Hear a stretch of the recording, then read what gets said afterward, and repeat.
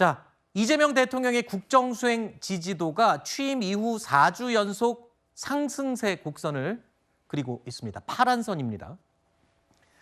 자, 보시는 것처럼 잘하고 있다는 긍정평가가요, 62.1%로 나왔습니다. 잘 못하고 있다는 부정평가는 31.4%가 응답했습니다.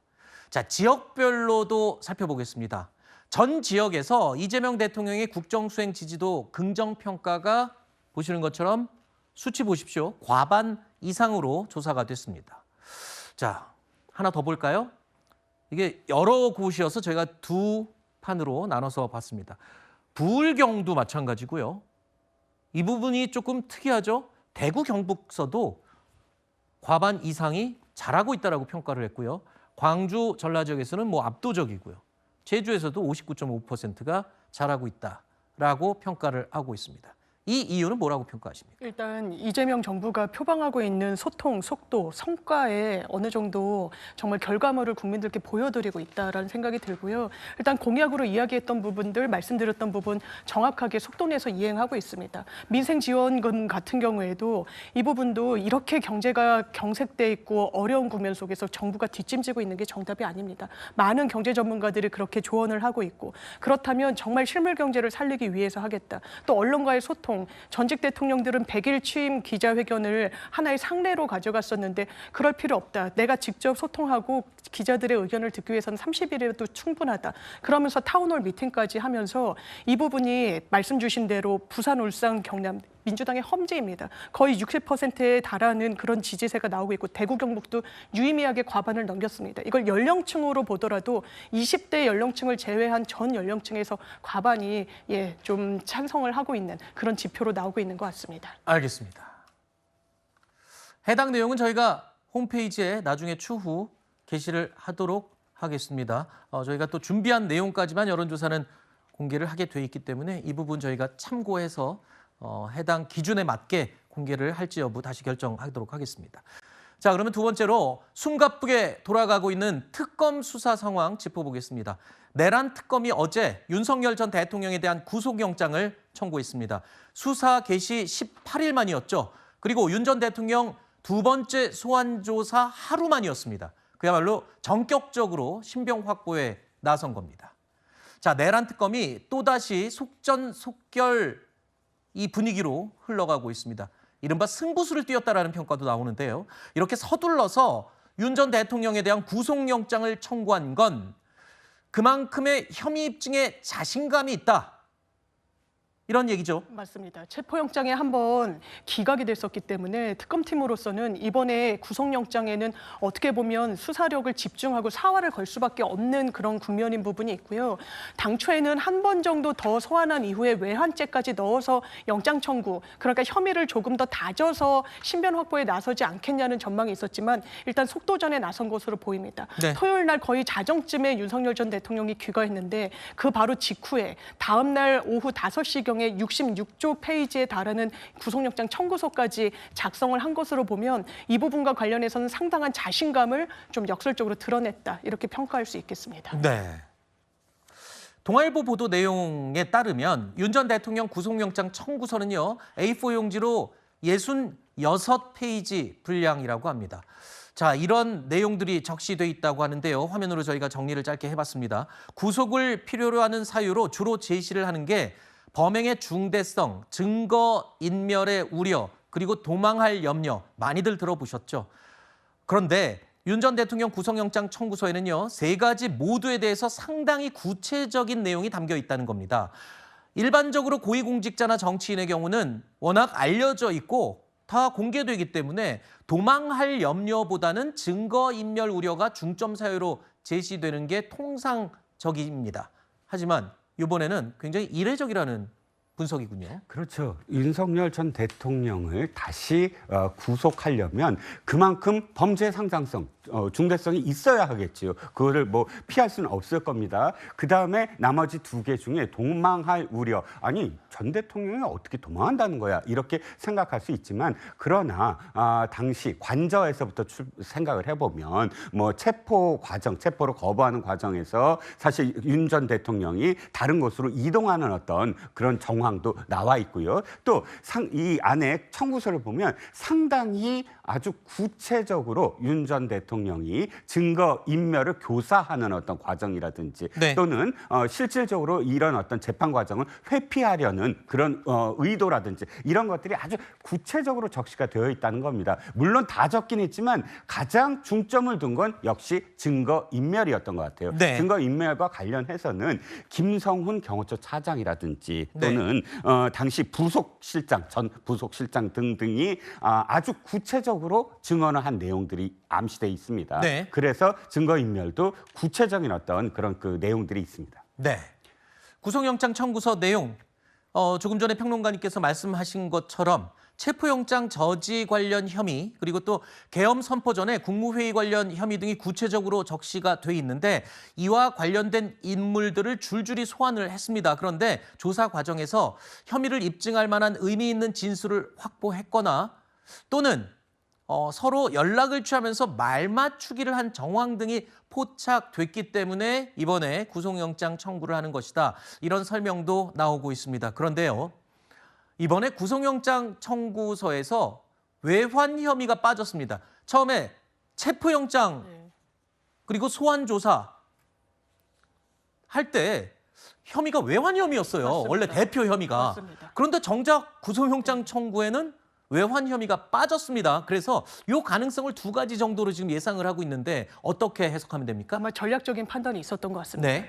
일단 두 가지 가능성 중에 하나는 외환과 관련해서 수사가 아직 많이 진척이 되지 않았기 때문에 영장 발부에 관건이 될 수 없어서 빠졌다고 볼 수도 있고요. 또 하나는 만에 하나 이번에 청구한 구속영장이 기각됐을 경우에 네. 추가 그럼 다른 혐의가 있어야 되지 않겠습니까? 그런데 이번 주에 군 관계자들을 상당히 많이 소환했단 말이에요. 북으로 무인기를 보낸 부분 관련해서.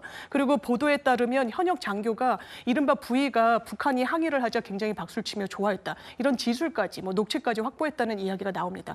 어느 정도 구체적이지만 이거는 약간 아껴둔달까요? 그래서 아하. 만에 하나 영장이 이번에 기각되면 직권남용과 특수공무집행 방해 등의 혐의에 의해서 영장이 발부되지 않았을 때 외환죄는 기본적으로 법정형이 너무너무 높습니다. 네. 사형 무기이기 때문에 동시에 증거인멸과 도주의 우려 또한 높다라고 보여지거든요. 네. 그래서 특검팀에서 전략적으로 이른바 아껴두는 전략을 사용했을 수도 있습니다. 그러니까 외환 혐의에 대한 수사나 입증이 아직 덜 돼서 보충을 하는 가능성이 하나.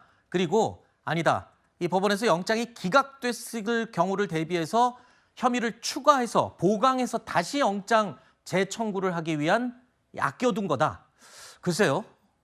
이거는 지금 법원에서 영장이 나오느냐 안 나오느냐 이 여부를 보고 판단해야 될 것 같습니다.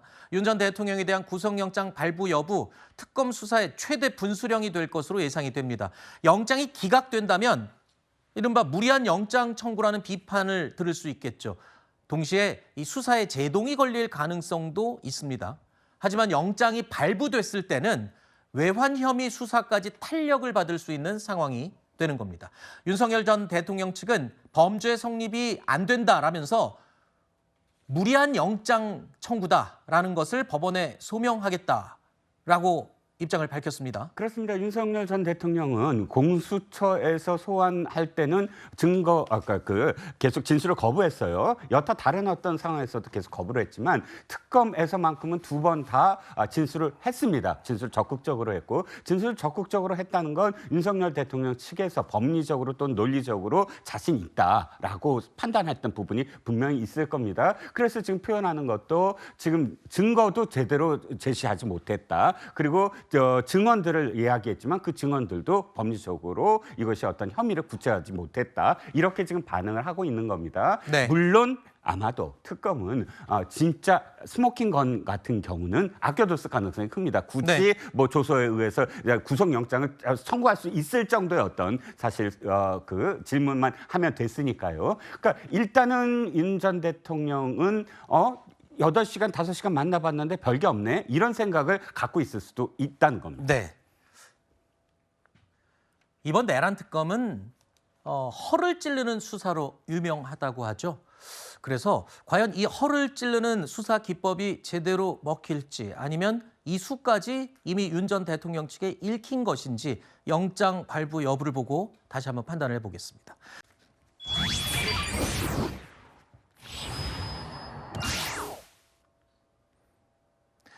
오늘의 뉴스들 가운데 가장 뜨거운 이슈를 더 깊이 있게 짚어보는 라이브 플러스 코너입니다.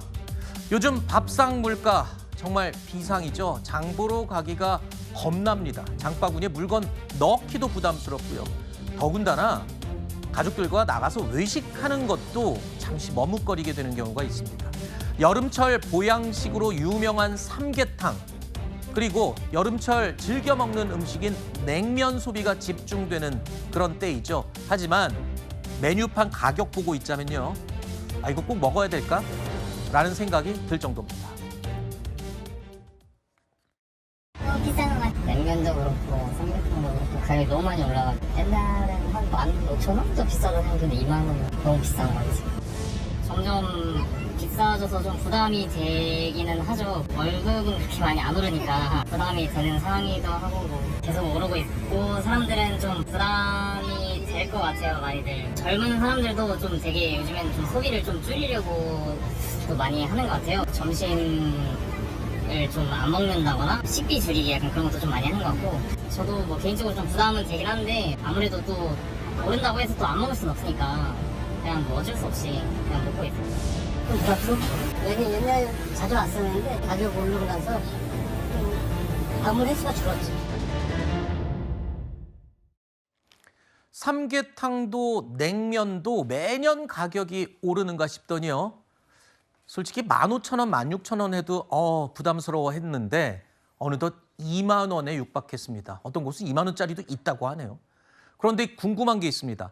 생닭, 메밀, 뭐 이런 원재료 값은 최근에 내렸다고 하는데 소장님. 예. 근데 왜 완제품은 이렇게 더 오르는 겁니까? 원재료 가격은 뭐 글로벌 상황에 따라서 오르기도 하고 내리기도 하는데 꾸준히 올라가는 두 가지가 있습니다. 뭐죠? 하나는 인건비하고 임대료입니다. 이것이 원재료 가격보다 더 빠르게 올라가다 보니까 네. 전반적으로 최종 소비자, 그러니까 외식을 해서 먹는 그 식당 가격이 올라갈 수밖에 없다라고 말씀을 좀 드릴 수가 있겠죠. 네. 그렇지만 이 체감 물가가 올 들어서 더 빠르게 올라가고 있는 상황입니다. 1월부터 연속 5개월 동안 매달 3%씩 올라가고 있습니다. 그러다 아하. 보니까 지금 말씀하신 것처럼 이제 웬만한 가격 조금 중저가에서 있었던 것들이 이제는 고가로 올라가는 그런 모습들이 나타나고 있다라고 말씀드릴 수가 있겠고 코로나 대비해서 외식 물가가 대략 한 30% 정도 올랐다. 어이쿠야. 이렇게 좀 말씀드릴 수 있겠습니다. 지금 정부에서 물가 잡겠다 하는데 원재료 값은 뭐 아까 말씀하신 대로 예. 오르락내리락 한다고 하지만 인건비와 임대료 뭐 이런 것 때문에 발생하는 물가는 정부가 건드릴 수가 없는 건가요? 그렇죠. 우리가 뭐 최저임금 같은 경우 매년 올라가고 있는 부분들도 있고요. 또 임대료 같은 경우 개인 사업자들이 올리는 부분들이기 때문에 그런 부분들에 대한 적절한 통제를 하기에는 현실적으로 좀 어려움이 있다는 것은 인정해야 될 것 같습니다. 알겠습니다. 그나마 이 2만 원에 육박하는 삼계탕과 냉면을 머뭇머뭇하면서 망설이다가 좋은 소식은 하나 있죠. 휴가 전에 정부에서 온 국민에게 최소 15만 원 쿠폰 지급합니다. 혹시 이거라도 가지고 좀 편하게 먹을 수 있지 않을까, 소비 진작에 도움이 되지 않을까 이런 생각을 해봤는데요. 드디어 오는 21일부터 전 국민에게 최소한 15만 원 이상의 1차 소비 쿠폰 지급이 시작됩니다.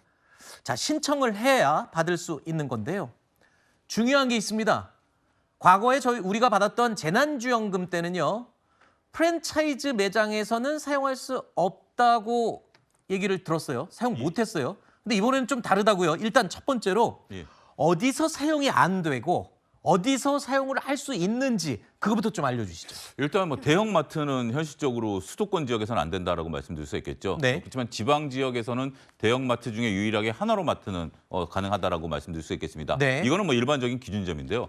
말씀하신 프랜차이즈 같은 경우 직영점과 가맹점이 나뉩니다. 그렇죠. 예, 과거 같은 경우는 우린 프랜차이즈면 무조건 안 됐었는데 네. 이제 직영점이 아닌 가맹점, 그러니까 우리 소상공인분들이 하는 가맹점에서는 사용이 가능하다라는 점이 이번에 굉장히 중요한 특징입니다. 잠시만요. 그 말에서 멈춰서 정말 예. 죄송한데 같은 치킨집인데 예. 어떤 치킨집은 똑같은 A라는 브랜드의 치킨이 본사에서 직영하는 치킨집이고 똑같은 이름의 치킨집인데 영세한 예. 중소 상인이 운영하는 프랜차이즈가 있다. 그거 어떻게 구분합니까? 그건 아무래도 앞에 이제 뭐 붙여 놓긴 하겠죠. 그런 네. 부분들이 있을 텐데 우리가 흔히 가는 유명한 S 커피점 같은 경우는 네. 100% 직영점입니다. 아하. 그러니까 이제 우리가 사용하지 못하는데 저도 즐겨 먹습니다만 일부 교땡 치킨 같은 경우는 그 가맹점들이 상당히 많습니다. 네, 대부분 다 가맹점으로 유지가 되고 있기 때문에 그런 건 가능한데 여기서 또 한 가지 팁이 있습니다. 그러면 배달을 시키면 되지 않을까? 네. 배달 앱 같은 경우 사용이 안 됩니다. 배달은 또 안 돼요? 예, 배달은 안 되고요. 현장에 가셔서 네. 소비 쿠폰 받은 것으로 직접 결제하셔서 포장으로 사오실 수는 있습니다만 네. 배달은 안 된다라는 것도 또 차이점이 있습니다. 네. 저는 비땡땡 치킨을 좋아합니다. 그러니까 예. 하나만 언급하면 안 돼. 안 되니까. 예. 제가 조금 복잡하더라도 하나씩 예. 궁금한 걸 여쭤볼게요. 왜냐하면 당장 저부터 받아야 되기 때문에 그렇죠.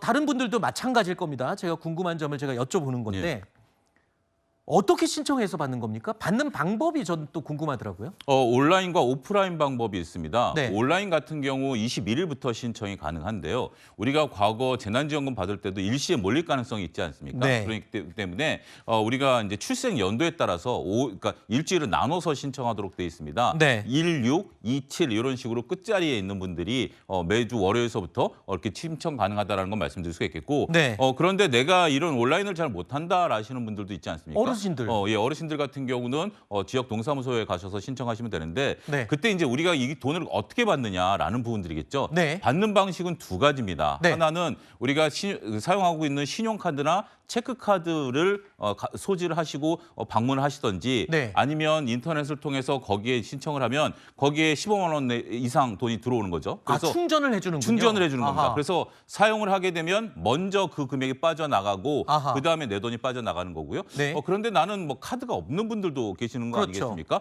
그런 분들에게는 지역 상품권으로 받겠다라고 한다라면 아하. 우리가 종이로 된 지역 상품권으로도 배부가 가능하기 때문에 네. 지금 내가 굳이 이것을 뭐 인터넷도 모르고 카드도 없다라고 해서 두려워하실 필요 없고 그럴 경우에는 동사무소를 방문하시면 친절하게 안내가 가능하고 가능하시면 직접적으로 사용하고 있는 카드나 체크카드에 대해서 온라인으로 신청하시는 것도 단 무조건 21일부터 선착순으로 하는 것은 아니고 네. 우리가 이제 오랜 기간 사용할 수 있기 때문에 내가 어느 요일에 신청이 가능한지 해당 요일을 꼼꼼히 체크하는 것도 팁이 된다라고 말씀드릴 수 있겠습니다. 그 언제 해당되는지 여부는 이제 공지가 차례대로 나오겠죠? 지금은 다 공지가 나와 있는 아, 그래요? 상태입니다. 인터넷을 뒤지면 다 나와 있고요. 간단하게 말씀드리면 월요일은 1, 6으로 끝나는 그러니까 이제 연도 이런 부분들이 있다라는 것을 말씀드리도록 하겠습니다. 이거 어르신들은요. 예. 어디 공지됐는지 찾기가 힘들거든요. 예. 그럼 동사무소에 전화해 보면 되는 겁니까? 예, 동사무소에 연락하시면 친절하게 안내가 가능할 겁니다. 알겠습니다.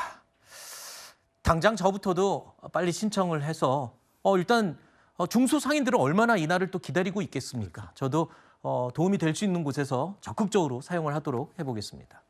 자, 그런데요. 이렇게 이 전국민 지원금 소비 쿠폰을 기다리는 사람들이 많은 가운데 부산 남구를 지역구로 둔 국민의힘 박수영 의원이요. 부산 시민들은 이 25만 원 필요 없다. 보내지 마라. 라고 발언해서 논란입니다. 자, 이에 대해서 민주당은요. 민심에 대한 모독이라면서 박수영 의원을 비판했습니다. 왜 그랬는지 들어보시죠. 부산 시민은 25만 원 필요 없다며 주권자를 함부로 팔아넘긴 박수영 의원은 국회의원 자격조차 없습니다. 지금도 장바구니 앞에서 한숨 짓는 서민들, 폭염에도 야외에서 일해야 하는 노동자들, 폐업을 고민하는 자영업자들, 그들 앞에서 25만 원이 필요 없다고 외치는 것은 민심에 대한 모독입니다. 박수영 의원은 즉각 부산 시민께 사과하십시오. 일단 박수영 의원이 왜 그런 발언을 했는지 전 좀 궁금합니다. 뭐 다른 얘기를 하다가 이런 게 나온 건가요? 그렇죠. 이게 좀 별개의 어떤 문제이긴 한데 네. 문제는 이겁니다. 박수영 의원이 얘기하고 싶은 건 지금 이재명 대통령이 부산에 그러니까 해수부를 이전시킨다고 했잖아요. 네. 근데 사실 부산 시민들은 해수부 이전도 좋지만 네. 그러나 산업은행이 이전하는 것이 훨씬 더 의미가 있다. 왜냐하면 그 수건 뉴욕의 사업 같잖아요. 맨해튼처럼 네, 뉴욕의 네. 맨해튼처럼 금융 허브도 도시 뭐 이런 상징이 되고 또 그러면은 이제 굉장히 수출입은행도 이전할 수 있고 이거를 더 바란다라고 이제 주장을 한 겁니다. 문제는 이거예요. 말을 하는 데 있어서 아가 다르고 어가 다른데 25만 원도 중요하지만 산업은행도 더 중요하다. 이렇게 얘기했으면 아마 부산 시민들도 화가 안 났을 겁니다. 네. 그런데 25만 원 안 받아도 좋다. 그거보다 산업은행 이전이 좋다. 이렇게 해버리니까 사실 산업은행 이전이 언제 될지 어떻게 될지 모르는 것이고 왜냐하면 그건 법을 고쳐야 돼요. 법률상으로 산업은행은 서울에 소재해야 된다라는 게 있기 때문에 그 법 고치는 문제 때문에 수년 동안 안 됐는데 네. 당장 아니 진짜 10만 원, 25만 원이 필요한 분들이 부산 시민 중에 없겠습니까? 알겠습니다. 그러다 보니까 묻지도 않고 왜 당신이 그걸 그렇게 단언하느냐라는 일부 지금 비판을 받고 있는 거죠. 알겠습니다. 제가 반박을 좀 들으려고 했는데 따끔하게 얘기를 해주셔서 비유가 좀 잘못됐다. 너무 따끔했나요? 예. 알겠습니다. 일단 뭐 취지는 제가 우리가 이해가 됩니다만 비유를 할 때 정치인들이 참 아주 한 끗 차이로 이런 비유 때문에 구설수에 오르는 경우가 있죠. 이해를 했습니다. 자, 정치권에서는 연일 대통령실 특활비 복원을 놓고 시끌시끌했었죠. 추경안이 통과되면서 많은 경제 살리기 정책들이 하나씩 둘씩 나오고 있습니다. 그런데 이 추경안에 검찰 특활비까지 부활시켜서 증액되면서 논란이 되고 있습니다. 야당에서는 물론이고요. 민주당 내부에서까지 쓴소리가 나오고 있습니다. 최소한의 유감을 표명해라. 예. 이런 한마디만 했으면 우리가 협조를 해줬을 거예요. 네. 검찰 활동비는 검찰 개혁을 해야 되기 때문에 더 이상 우리가 줄 수가 없다 하는 것이 민주당의 집권당인데도 불구하고 그런 강력한 주장이었어요. 그리고 나서 일방적으로 지금 통과를 시켰단 말이에요. 검찰은 수사와 기소를 분리해서 수사에서는 사실상 손을 떼라라고 예. 하면서 수사를 위한 특활비를 편성하는 것은 앞뒤가 안 맞다라고 하는 문제가 있었습니다. 그래서 이 검찰개혁 입법이 난 이후에 목적에 부합하게 사용할 수 있게끔 하는 그런 부칙을 달아서 저희가 통과를 시켰다. 추경안이 신속하게 통과되고 처리된 건 반가운 일입니다만 민주당 여당 측에서 대통령실 특활비를 예전에는 반대했었고 삭감했었는데 이번에는 다시 추가해서 조금 비난을 받았어요. 그런데 네. 대통령실 특활비를 추가하다 보니 어쩔 수 없이 지금 검찰 개혁을 아주 독하게 하고 있는 상황에서 검찰 특활비까지 늘리게 되는 이런 아이러니한 상황이 됐습니다. 네, 그렇죠. 그런데 이게 첫 번째 제가 문제가 된다고 생각하는 부분이 뭐냐면 추경은 언제 한다라는 게 국가재정법에 돼 있어요. 네. 언제 하냐면 국가적 재난, 네. 재해, 그다음에 경제적 위기, 남북 관계가 갑작스럽게 새로운 국면, 이래서 갑작스러운 지출이 필요할 때라고 명기가 돼 있습니다. 네. 그래서 지금까지 민주당이 뭐라고 그랬냐면 민생 추경, 그러니까 국민의 삶이 너무나 지금 피폐해지고 이 소비가 안 되기 때문에 추경을 한다고 했습니다. 그런데 지금 특활비, 뭐 대통령실이든 아니면 어디든 이 특활비가 과연 추경의 국가재정법에 맞느냐는 거예요. 시급하냐? 이게 첫 번째 문제. 두 번째, 11월 달에 분명히 이재명 당시 대표도 이렇게 얘기했어요. 아니, 그거 없다고 살림을 못 한다는 건 황당하다. 네. 그러면 그때가 그렇다면 지금도 마찬가지잖아요. 네. 그러니까 야당에서는 이겁니다. 검찰이든 아니면 뭐 대통령실이든 자신들이 집권했기 때문에 네. 검찰도 역시 자신들이 집권했기 때문에 집권한 상태에서는 그게 필요하다. 아니 네. 그리고 남이 하는 건 우리는 못 봐주겠다. 이런 내로남불이다라는 게 야당의 어떤 반발이죠. 야당의 반발은 충분히 이해됩니다. 내로남불이라고 여러 차례 지금 얘기를 했으니까요. 근데 여당 내에서도 네. 좀 뻘쭘해한다면서요.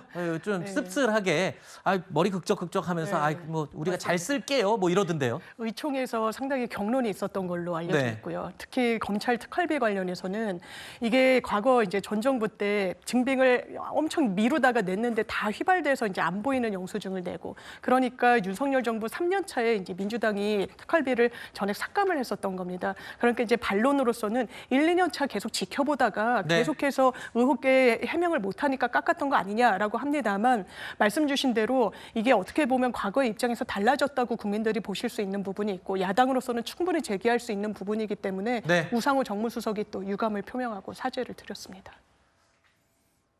어쨌든 생긴 거잖아요. 특활비가. 네. 알겠습니다.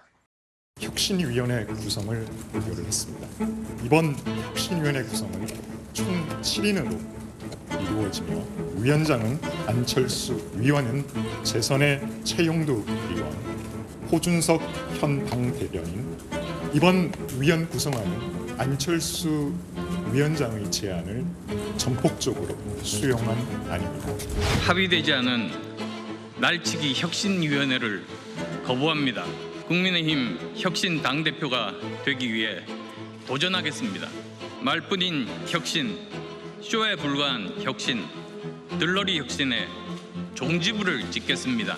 진짜 혁신, 살아있는 혁신, 직접 행동하는 혁신 당대표가 되겠습니다. 난관에 봉착한 국민의힘을 개혁하기 위한 이 안철수 혁신위가 본격적으로 출범도 하기 전에 자초됐습니다. 혁신위원 인선이 발표되자마자 안철수 혁신위원장이 돌연 사퇴를 선언한 겁니다. 그리고 전당대회에 출마해서 당대표로 자기가 직접 당을 혁신하겠다, 이렇게 발표를 했습니다. 도대체 어떻게 된 겁니까? 지금 기대를 모으고 드디어 이제 국민의힘이 혁신이 되나 했는데 혁신위원장이 불과 지금 며칠 만에 이렇게 됐습니다. 그렇죠. 조짐은 있었습니다. 네. 어저께부터 언론에서 혁신위원을 둘러싸고 이견이 있다, 이런 언론 보도가 있었는데, 이번 사태는 안철수 위원장 내정자가 두 가지 일을 요구했던 것으로 압니다. 하나는 뭐냐면 혁신위원들의 인적 구성을 내가 추천하겠다. 네. 내 안대로 해달라. 두 번째가 인적 쇄신, 즉 지난번 대선에 책임 있는 사람들의 인적 쇄신을 요구한다. 이렇게 두 가지에 대해서 전권을 달라라고 요구를 했는데, 네. 결국 혁신위원과 관련돼서 자신이 지금 추천한 사람은 빠지고, 네. 그다음에 자신이 추천하지 아니한 전혀 협의도 하지 않은 사람이 3사람이나 들어가 있다. 난 받아들일 수가 없다라고 했는데도 불구하고 발표를 했다는 겁니다. 네. 그래서 두 사람은 사실 지금 언론에 보도가 되니까 안철수 의원은 박은식 전 비대위원하고 그다음에 이재영 전 당협위원장, 지금 현 당협위원장이죠. 이 두 사람을 적극적으로 추천한 것 같은데 이게 받아들여지지 않았다는 겁니다. 네. 그리고 3사람, 자신이 추천하지 않은 3사람에 대한 지금 원래 나한테 권한을 주려고 했던 것에서 약속을 지키지 않았다. 네. 이런 생각으로 지금 이렇게 되면 혁신을 할 의미가 없다라고 생각을 하고 이렇게 발표를 했다고 합니다. 네.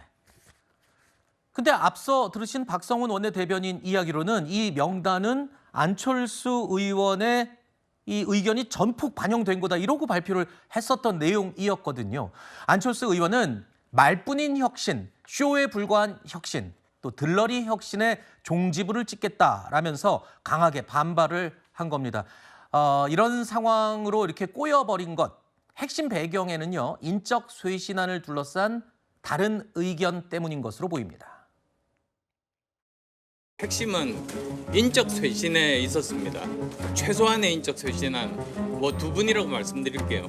인적 쇄신안을 비대위에서 받을 수 있겠는지 그 의사부터 먼저 타진을 했는데, 주말 동안 여러 번 이렇게 의견을 나누면서 결국은 받지 않겠다는 그런 답을 들었습니다. 그래서 만약에 그렇다면 제가 혁신위를 할 이유가 없다. 지난 대선 기간 동안에 일종의 정치적인 책임을 지는 자리에 계셨던 분들에 대해서 말씀드린 겁니다. 그게 제가 구구절절 말씀드리기는 어려우니까요. 어쨌든 그런 인적 청산에 대해서는 받기가 힘들다는 입장만 전달받았습니다. 들으신 것처럼 안철수 의원은요, 콕 집어서 2명에 대한 인적 쇄신안을 제시했다는 겁니다. 하지만 당 지도부가 이를 받아들이지 않아서 혁신위원장에서 사퇴할 수밖에 없다라는 입장을 밝힌 건데요. 인적 쇄신 대상이 된 2명, 아까 머뭇할 때 혹시 그 이름을 말하고 싶었던 건 아닌지 그런 생각도 드는데요. 직접 이름을 언급하지는 않았지만 힌트가 있었죠. 대선 기간 동안 정치적인 책임을 지는 자리에 있었던 분들, 이거 누가 들어도 쌍권 두 사람 아닌가요? 권영세, 권성동. 그러니까 추정이 어렵지 않다라는 반응이 나오고 있고요. 실제로 일각에서는 안철수 의원이 인적 쇄신을 최소한으로 했을 때 제명까지 요구했던 인물 2명은 권영세, 권성동이다. 이런 이야기까지 나오고 있는 것 같습니다. 당 내에서도 이 이른바 을사오적을 국민의힘에서 도려내야 된다. 그리고 이런 부분과 관련해서 인적 쇄신이 없으면 지금 주창하고 있는 개혁이란 건 어려운 겁니다. 그런데 송원석 비대위원장은 비대위 아래 혁신위가 있기 때문에 혁신위 안을 전적으로 수용하지 않으면 혁신이 실질적으로 이루어지기가 상당히 어려운 부분이 있는데요. 이런 혁신과 관련해서 그냥 무난하고 협의를 거쳐서 우리는 혁신을 해나가겠다라고 합니다만 합니다만 건 가죽을 벗기는 고통에 견주어질 정도로 상당히 어려운 겁니다. 그리고 그 답을 모르지 않습니다. 인적 쇄신이 필요 최소한의 조건인데 그것조차 수용하지 못하면서 안철수 위원장이 결국에는 본인이 거부를 하게 되는 그런 상황까지 이르게 된 것 같습니다. 네. 고강도 개혁과 쇄신을 예고했던 혁신위가 이렇게 출범 전에 좌초가 된 건데 안철수 의원은 이렇게 얘기했습니다. 당 대표가 직접 돼서 본인 손으로 당을 쇄신하겠다 이렇게 밝힌 겁니다. 그러니까 8월 전당대회에 당대표에 도전하겠다 이런 말인데 과연 예고된 전당대회가 예정대로 치러질 수 있을지 궁금합니다. 당권 주자들이 속속 출마 의지를 내비치고 있습니다. 여기서는 이제 누구와 누가 등장할지 대진표에도 관심이 쏠립니다. 비상적인 상황에서 침묵할 그런 위치는 아니라고 보고 있습니다. 그리고 국민의힘이 국민의 눈높이에 맞는 확실한 그 쇄신을 좀 할 수 있도록 앞장서 나가겠다는 그런 단단한 각오로 헌신하겠다는 그런 마음으로 나오는 것이 맞지 않느냐. 우리 당이 잃어버린 진짜 보수 정당의 얼굴을 찾겠습니다. 도덕과 책임을 알고 국민의 시선에서 바라보며 당원과 함께 호흡하는 공익정당의 모습, 저 안철수가 반드시 다시 만들겠습니다. 조경태 의원에 이어서 안철수 의원도 이제 전당대회 출마 의지를 공개적으로 밝힌 거죠. 김문수 전 후보도 당대표 도전을 시사하고 있는 것으로 알려지고 있습니다. 국민의힘 차기 당대표 선거 대진표, 글쎄요. 예상대로, 많은 언론들이 예상한 대로 흘러가는 부분도 있고요. 안철수 의원은 조금 의외였습니다만 자, 일단 조경태 의원은 대표적인 친한계로 꼽히고요. 한동훈 전 대표의 전대 출마 여부도 굉장히 영향을 미칠 것으로 보입니다. 제일 궁금한 건요. 혁신위가 좌절된 이 국민의힘 앞으로 이제 어떻게 되는 건지와 이 당대표 선출을 위한 전당대회는 그럼 예정대로 될 수 있을 건지 궁금합니다.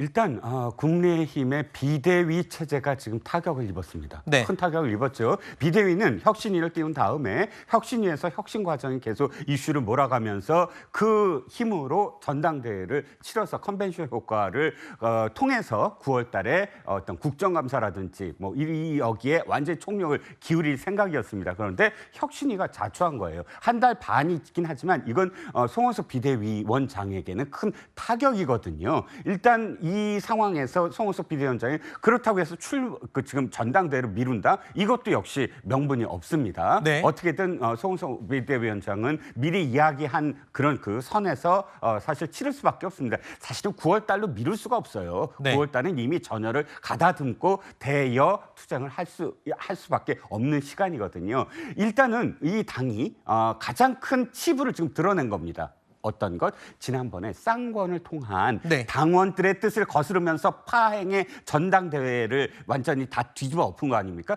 그런데 김용태 비대위원장도 그 당무감사를 언급하자마자 사실은 6월 말로 끝내 하고 그러니까 운명이 그냥 거기서 멈춰졌습니다. 그런데 이번 혁신위원장의 이 요구도 사실은 최소한이잖아요. 두 사람만이 아니라 더 영남권의 많은 중진들이 은퇴를 좀 유도하려고 사실 혁신위가 준비를 하고 있었는데 그 두 사람으로 상징되는 기득권 주류는 안 물러나겠다라는 거를 지금 보이고 있는 거고 비대위 역시 그 두 사람을 끝까지 지키겠다라는 뜻을 지금 보인 게 아닌가 싶습니다.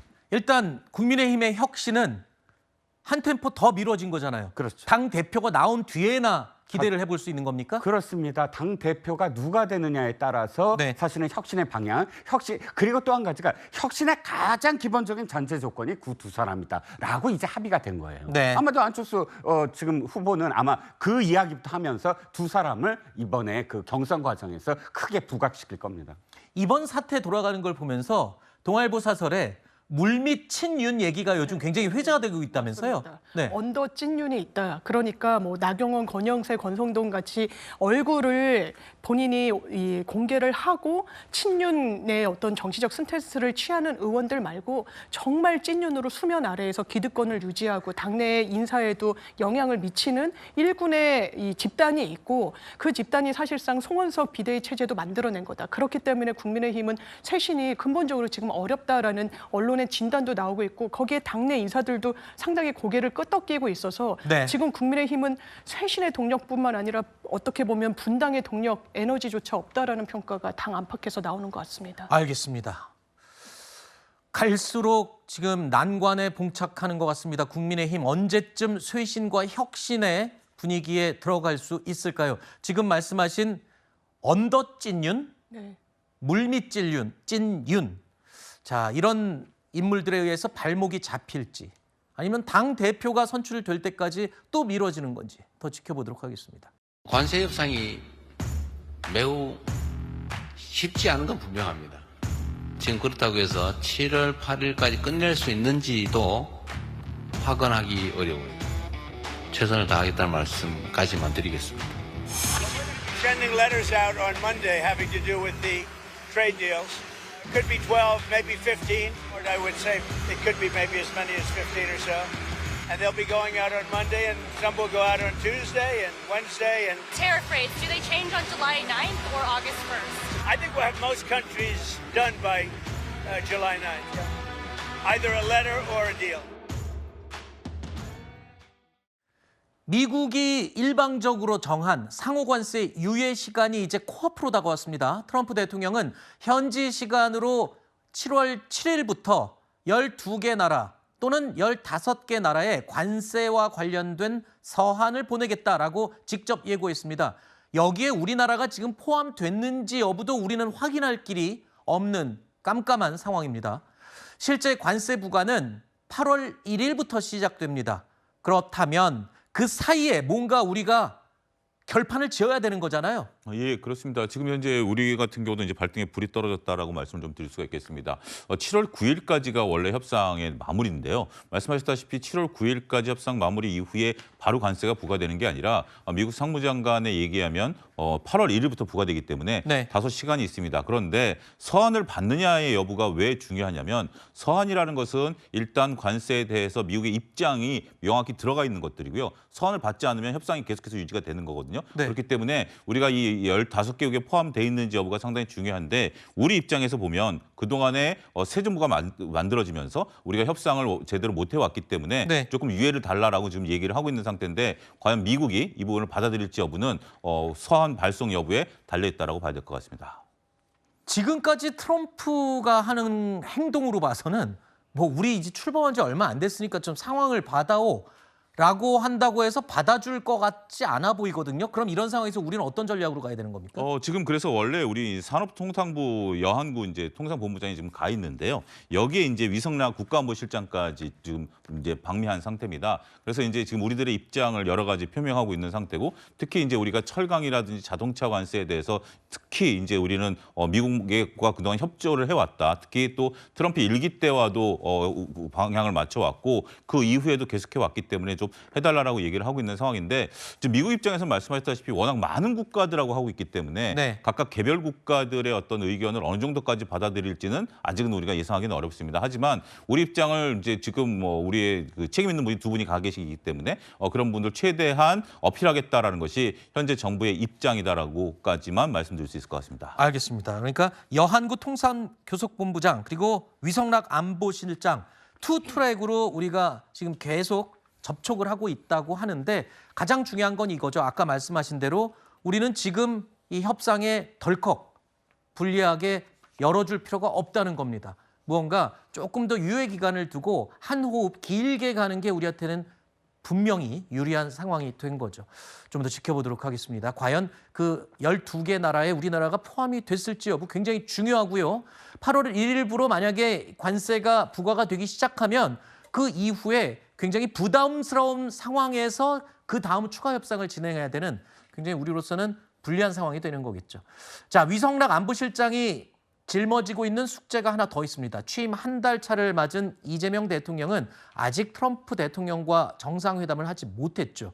이번 협상에서 한미 정상회담 일정도 구체적으로 논의될 수 있을지 관심입니다. 여러 현안들 중에 하나라고 생각합니다. 협의를 하겠습니다. 조속히 하자는 데 대한 공감대는 있고 좀 더 구체화시킬 필요가 있습니다만 아직 그 단계까지는 와 있지 않고 협의를 진행해 보아야 되겠습니다. 구체적으로는 제가 말씀드릴 단계는 아직 안 됩니다.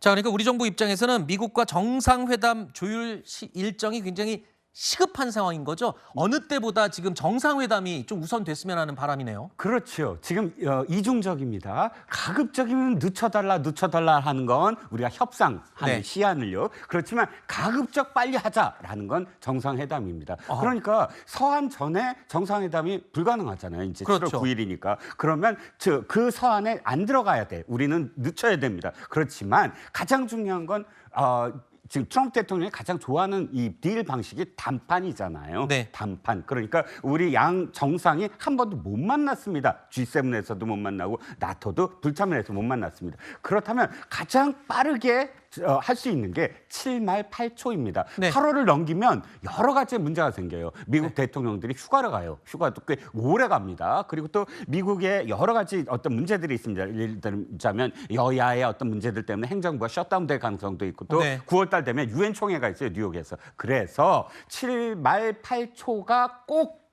성사돼야 된다라는 게 우리 쪽 지금 바람입니다. 2025년도 7말 8초는 정말 많은 게 겹칩니다. 일단 전국민 소비 쿠폰이 7말 8초에 지급되고 대한민국 대부분의 사람들이 7말 8초에 휴가 가고요. 7말 8초에 이 한미 정상회담이 좀 이루어져야 되고요. 그 기간에 또 관세 협상도 뭔가 우리가 실익을 얻어야 되는 굉장히 중요한 시기가 된 것 같습니다. 자, 이런 상황에서 미국에서요. 정치권에 굉장히 재미난 상황이 벌어졌습니다.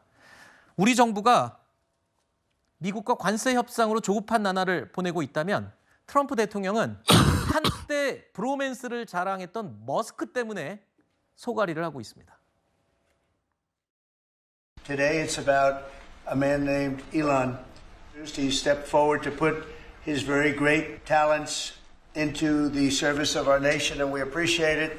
We have here a very special that I give to very special people. I give it to Elon as a presentation from our country. Elon Musk starting a third party. I think it's ridiculous. There's always been a two-party system. And I think starting a third party just adds to confusion. So he can have fun with it, but I think it's ridiculous. 미국은요, 공화당과 민주당으로 대표되는 아주 견고한 양당 체제입니다. 그런데 여기에 머스크가 정면으로 뛰어든 겁니다. 새로운 정당을 만들겠다고 선언한 건데요. 당 이름은 아메리카당, 창당을 선언했습니다.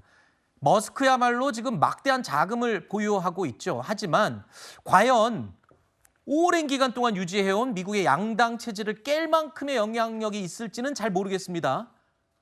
저는 개인적으로 그런 생각을 했습니다. 트럼프가 대통령이 당선되고 한때 친하게 지내다가 갑자기 한 사람이 등을 돌리고 나가더니 당을 만든다.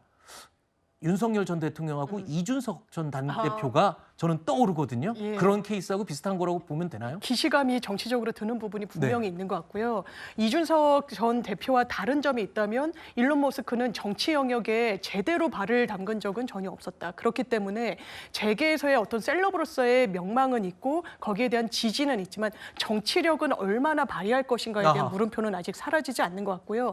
이게 전기차를 세액공제 대상에서 제외하는 문제를 두고 상당히 갈등을 겪다가 결과적으로는 창당까지 이름까지 언급하기에 이른 겁니다. 그런데 미국에서 이 트럼프 대통령이 리디큘러스 딱 한마디로 정리를 한 바에서도 알 수 있듯이 네. 미국은 보수 양당제가 굉장히 공고하게 오랜 시간 계속돼 왔고 제3당이 그 두 체제에 균열을 내거나 뭔가 유의미한 정치력을 점했던 과거가 없기 때문에 사실상 이 정치 실험이 과연 성공할 것인가 아니면 또 새로운 혁신을 이룰 것인가 좀 관전 포인트인 것 같습니다. 정치 분야는 일론 머스크가 이번이 처음이었지만 그 이외의 비즈니스나 과학 뭐 이런 분야에서는 굉장히 선구자로서 압도적인 이 업적을 남기고 있어요. 그런데 이번에 정치에도 과연 성공을 할지 본인은 아마 캐스팅 보트로서 트럼프 대통령을 끊임없이 괴롭히겠다 이런 전략 같은데요. 저는 성공할 가능성도 있습니다. 아, 범주를 그래요? 이렇게 봐야 돼요. 예를 들어서 내가 아메리카 당으로 해서 당대표가 돼갖고 대통령이 될 거야 라고 하면 그건 힘듭니다. 네. 양당제의 후보가 대통령이 될 수밖에 없어요. 하지만 지금 머스크가 뭘 얘기하냐 하면 이번에도 완전히 50대 50에서 제이드 벤스가 한 표를 던짐으로써 네. 지금 이 빅 아름답고 뷰티풀 액트가 법안이 통과되지 않았습니까? 네. 그거를 저지하겠다는 거예요. 그러니까 상원 의원 한두 명, 하원 의원 한 서너 명. 이 숫자만 만약에 아메리카 당에서 지금 흡수를 하게 되면 네. 중간 선거 때 그러면 완벽하게 캐스팅 보트를 주겠다. 그러면 완전히 좌우할 수 있다. 이 계획이거든요. 네. 그건 사실 머스크가 갖고 있는 재력이라든지 네. 또는 인기라든지 이런 것들로 어느 정도는 가능할 수도 있다는 겁니다. 그렇군요. 상하원을 모두 장악해서 막강한 권력을 휘두르고 있는 트럼프 대통령이 과연 머스크가 창당한 아메리카 당 때문에 발목을 잡힐 수 있을지도 굉장히 앞으로 지켜볼 관전 포인트가 될 것 같습니다. 요즘 본격적인 무더위, 이거는 그냥 무더위가 아니라 폭염이죠, 폭염. 자, 어젯밤도 열대야 때문에 잠 설치신 분들 많으실 겁니다. 그런데 요즘 중국은요.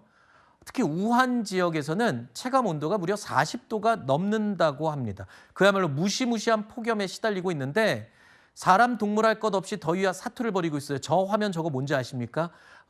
마당에 널어놓은 옥수수 알이 팝콘이 되어버린 겁니다. 네, 우한은 중국의 3대 아궁이라고 불릴 정도로 정말 폭염에는 무더위가 악명이 높은 지역으로 알려지고 있는데 옥수수가 그냥 아무 좋지 않아도 지금 자연스럽게 튀겨져 나가는 팝콘이 만들어진 경우도 있고요.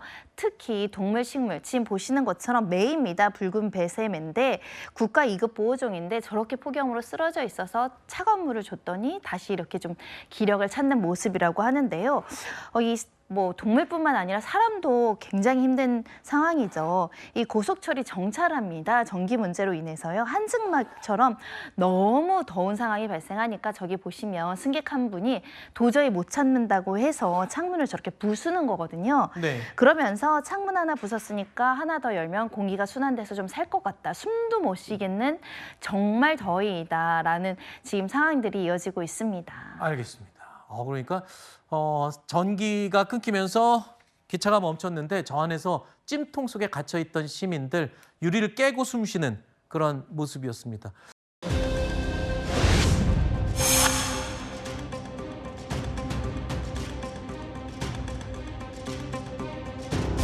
떠내려가고 있는데도 안준용은 어떤 액션도 취하지 않고 그냥 가만히 앉아있고요.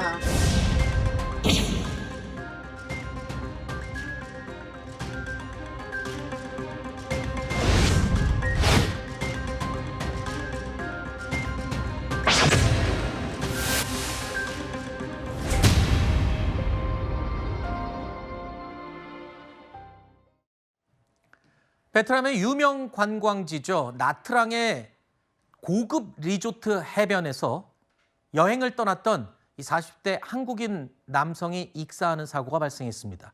가족과 아이까지 함께 갔던 가족 여행이었는데 머나먼 타국에서 갑작스러운 사고를 당한 겁니다. 자, 유족의 충격과 슬픔을 뭘로 견주할 수 있을지 모를 텐데요.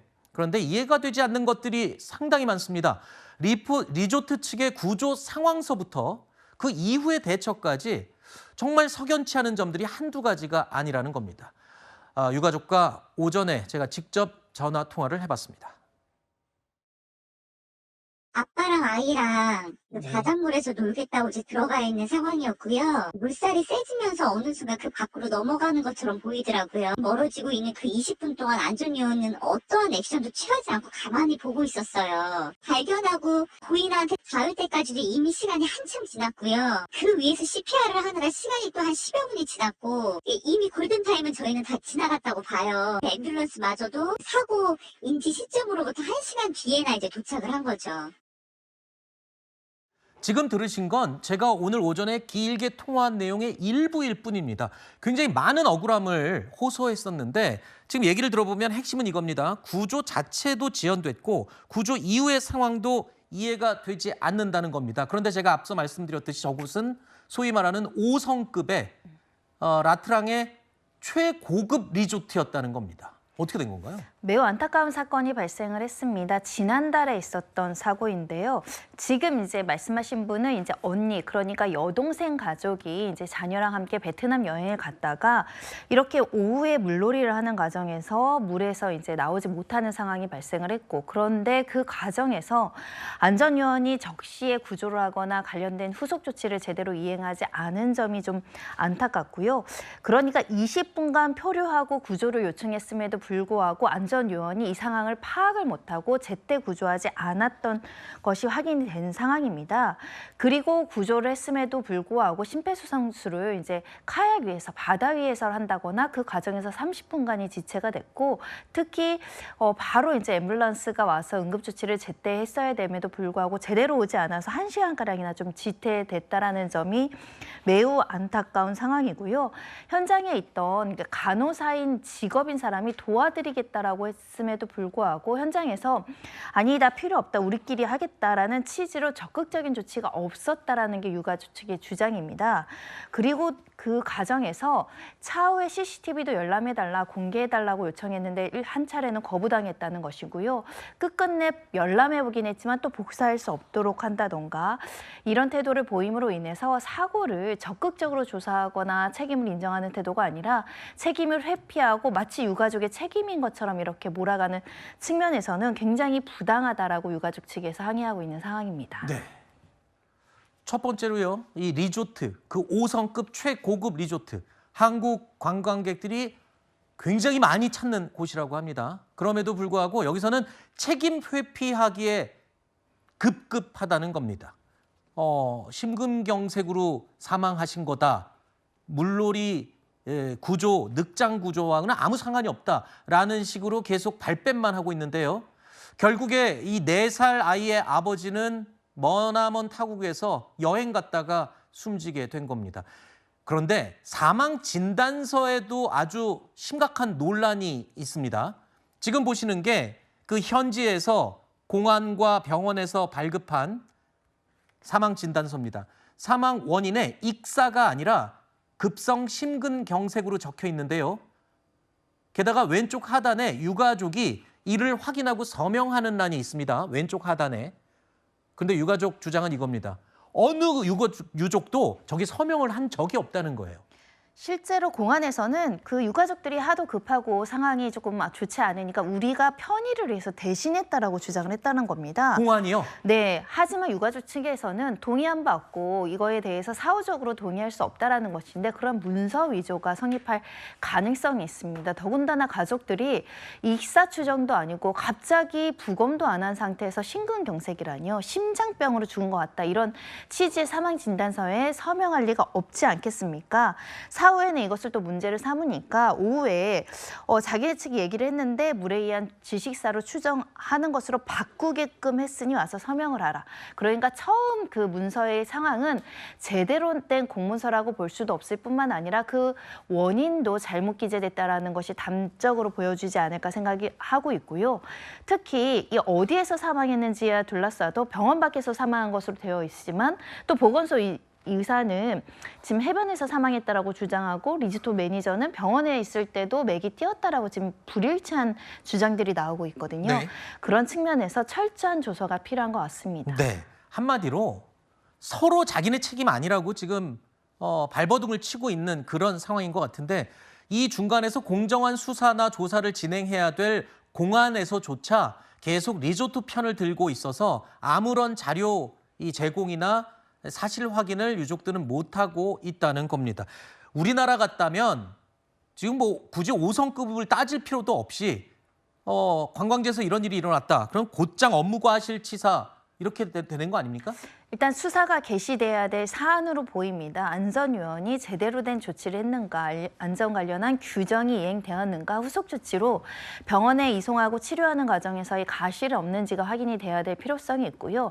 특히 관광지다 보니 베트남에서도 굉장히 적극적으로 신경을 써야 됩니다. 왜냐하면 한국 사람들이 저 현지에 굉장히 관광을 많이 가는데 저렇게 안전 대책도 부실하고 실제 사고 나서도 후속 조치가 저러하다고 한다면 믿고 갈 수가 없는 곳이 돼버리거든요. 네. 그런 측면에서는 좀 조사가 필요할 것 같고요. 나아가서는 아까 사망 진단서에 임의로 공안이 서명한 부분이 있잖아요. 네. 이거는 공무원들이 해서는 안 되는 행동입니다. 유가족들에게 아무리 바쁘다고 하더라도 의사를 확인하고 서명을 하거나 또는 차후라도 서명에 대해서 동의를 구하는 절차가 필요한 것이지 임의로 저렇게 유가족의 서명을 위조할 수는 없다는 부분도 수사가 개시돼야 되지 않을까 합니다. 네. 조금 전에 말씀 들으셨죠? 5성급이면 뭐합니까? 여기 무서워서 누가 가겠습니까? 이 유족도요, 오늘 아침에 저에게 이 점을 매우 강조했습니다. 들어보시죠. 베트남이 이런 나라인 줄 알았으면 여행 가는 데 있어서 고려를 많이 했을 거예요. 나트랑에 이런 풀빌라 리조트가 되게 많은데 그 주변에 제대로 된 병원이 없는 지역이 굉장히 많아요. 한국인들이 되게 가성비 좋고 유명하다고 해서 많이 가는 이 5성급 리조트 근처에 심지어 보건소조차 제대로 되어 있지 않는 상태인데 자체 의료진이라고 해봤자 제대로 되어 있는 무슨 의사도 아니고요. 제대로 되어 있는 그런 시설도 없고 도움 요청했을 때 제대로 처치조차 못하는데. 자, 앞서 저희가 7말 8초 얘기를 했죠. 이제 본격적인 휴가 시즌입니다. 베트남에 여행 가시려고 계획하시는 분들도 많으실 줄로 아는데요. 이 점 오늘 저희 보도 내용 보시고 굉장히 주의하고 조심하셔야 될 것 같습니다. 그리고 또 베트남 정부 관련 분들이 혹시라도 이 방송 보신다면 이런 보도가 나갈수록 아무도 베트남에 여행 가려고 하지 않을 수 있다는 점. 신뢰가 떨어진 관광지에 뭘 하고 가겠습니까? 편의점을 찾은 한 손님을 발빠른 대처로 구한 직원의 기지가 화제가 되고 있습니다. 우리나라에서는 편의점에서조차 죽어가는 사람을 살릴 수 있다는 겁니다. 중년 남성이 편의점을 둘러보고 있는데요. 순간 비틀거립니다. 가슴을 부여잡는가 싶더니 중심을 잃고 그대로 바닥에 쓰러지는데요. 이 모습을 발견한 편의점 직원, 이 남성에게 달려와 의식 상태를 살피면서 119에 신고를 합니다. 쓰러진 상태에서 경련 증세까지 일으키자 이 직원은 남성의 가슴을 압박하며 심폐소생술을 실시합니다. 약 3분 만에 구조대가 도착했는데요. 남성에게 심폐소생술을 계속 이어갑니다. 병원으로 옮겨졌던 이 중년 남성, 수술 후에 상태가 호전돼 회복하고 있는 것으로 알려졌습니다. 쿵소리가 좀 크게 들려가지고 손님이 쓰러져 계시더라고요. 실제로 행동에 옮기려니까 잘 안 되더라고요. 너무 당황했는데 이제 구급대원분들이 좀 침착하게 알려주셔가지고 대처를 잘했던 것 같아요. 저 장면을 볼수록 앞서 얘기한 베트남 리조트 사고가 더 안타까워 보입니다. 우리나라에서는 편의점에서조차도 직원이 저렇게 CPR로 사람 목숨을, 소중한 목숨을 구하는 모습 보니까 굉장히 대조가 되네요. 네, 그리고 신속하게 구급대원들이 출동한 점도 좀 비견되지 않나 싶은데요. 지금 보신 것처럼 심정지인 편의점 손님에 대해서 즉시 이렇게 구호 조치를 해서 한 생명을 살렸던 사건이 이제 영상을 통해서 이제 많이 알려지자 시민 어벤져스다 이렇게 이제 많은 분들이 칭찬하고 있는 상황인데요. 특히 평소에 과거 동영상으로 본 심폐소생술이 굉장히 유효하게 작용했다라고 합니다. 그런데 동영상으로 공부를 했으니까 실제 잘 적응이 안 될 텐데 일단 119에 전화했더니 119 상황실에서 이렇게 하시라라고 알려줘서 침착하게 대처할 수 있었다고 하고요. 저 50대 남성의 가족들 같은 경우에는 즉시 회복되는 대로 편의점을 찾아 정말 감사하다라고 인사를 드렸다고 하는데 언제 저런 위급 상황이 발생할지 모르니까 심폐소생술 많은 분들 영상으로 찾아서 좀 익숙하게 보시면 좋을 것 같고 특히 주변에 이 자동심장 충격기가 근처에 있는 경우들이 굉장히 많은데요. 또 네. 자동으로 작동하기도 하니까 이런 위급 상황에서 신속하게 대처하셨으면 좋겠습니다. 알겠습니다. 경남 마산의 한 도로에서 일어난 일인데요. 영상 보면서 제가 설명드리겠습니다. 퇴근길 도로입니다. 사고로 반파된 차량이 차선 하나를 막고 있는데요. 안 그래도 막히는 퇴근길, 차량 사고까지 더해져 차들이 제 속도를 내지 못하고 있습니다. 그런데 이때 오른쪽 건물에서 지게차 한 대가 등장합니다. 사고 차량으로 다가가 그대로 차를 들어 올리더니 안전한 곳으로 옮겨두는데요. 이 지게차의 활약 덕분에 사고 수습은 예상보다 빠르게 이루어졌습니다. 통제됐던 도로도 통행이 재개되면서 모두들 빠르게 귀가할 수 있었습니다. 우리 생활 주변엔 왜 이렇게 어벤져스가 많습니까? 아까 편의점 직원도 어벤져스인데 이분도 어벤져스 같아요. 누굽니까? 저 지게차를 운전하신 분. 네, 이 영상의 제목은 꽉 막힌 도로를 해결한 최종 병기 지게차입니다. 그러니까 지금 퇴근길 정체가 심한데 저 차량이 한 차선을 막고 있어서 굉장히 마비된 답답한 상황에서 히어로 활약을 통해서 지게차를 가져온 주변의 건물에 사시는 이제 일하시는 시민이었다라고 하는데 네. 하도 답답하니까 그 주변에 있는 지게차를 가지고 와서 저렇게 사고 차량을 해결하는 모습입니다. 네. 이 반파된 사고 차량이었다고 하고요. 경찰도 이것을 어떻게든 난국을 해결하려고 했는데 때마침 용감한 시민이 좋은 아이디어로 지게차를 가지고 나와서 이 현장을 정리를 했고요. 경찰은 이 시민에게 감사장을 전달했다라고 전했습니다. 알겠습니다. 본인의 기술과 능력을 아주 좋은 데 쓴 대표적인 예라고 할 수 있을 것 같네요.